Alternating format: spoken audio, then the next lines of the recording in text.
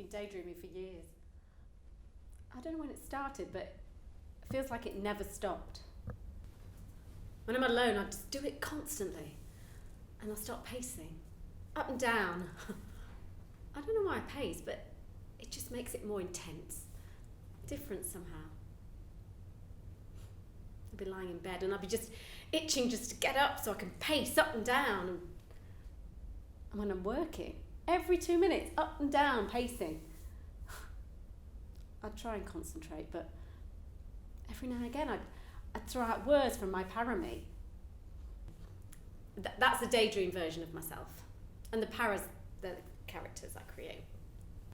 I remember the first one I ever created. It was my first paras as well. There was Jack, Mason and Riley in my paracosm. That is my daydream universe. And we were all really good friends. Must have been 15 or 16.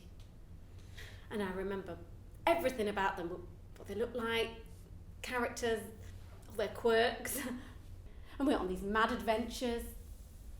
It was great. It was really real to me. I remember one time I was riding this bike and I had a flashback to when Jack and I were first riding a bike and learned. But then later on, I remembered that it wasn't Jack at all. It was my dad that was there. He's the one who taught me how to ride a bike. It's like I remember things from my parami world more than my own. I remember the first time. The first time I knew there was something wrong. I was walking down the street. I was lost in my world. And I must have been talking loud. I didn't even know. And then I noticed that people looking over at me. And it was then. It's the first time that it really hit me. It's like reality just bashed me on the head.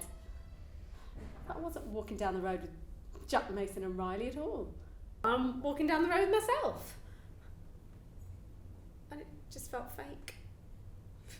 And I ran home and I just cried. Cried and I cried. Then I started creating different paracosms. And the paras were just different. They weren't just single characters anymore, they're mixtures of different characters from TV shows and things. It's like, I don't know what real life is sometimes. I mean, I've got my friends and family, but all these paras I create, I don't know who I am when I'm with them. I've got depression. And a few years ago, it got really bad.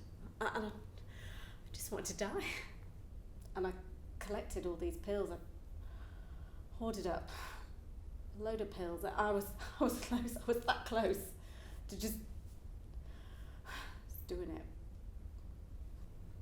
Then I started to daydream again, and I was happy. Paras made me feel good, and they showed me that I'd want to live. They made me feel like, why would I want to kill myself? And I realised that I didn't, because I would never see them again. And it was then that I started daydreaming all the time. If I was drunk, I'd like blotches in front of my eye and I'd be wobbling and my head hurt and all sorts of things. It's like it was real, but it wasn't. I don't know how to feel really about what I do. I started to wonder, am I the only one? And I thought, what's wrong with me? So it was then when I looked it up online. And I found there was a community. There's an online community. And there's a name for it. MADD. Maladaptive Daydreaming Disorder. It wasn't a recognised condition, but it didn't matter. I mean, there's no treatment. I don't know how that makes me feel. I start to think, well, that's it then, isn't it? The rest of my life I'll be doing this. But people say meditation can help. Well, what would I do with all this free time in my head? What if I got really low again? What if I got so low I wanted to kill myself?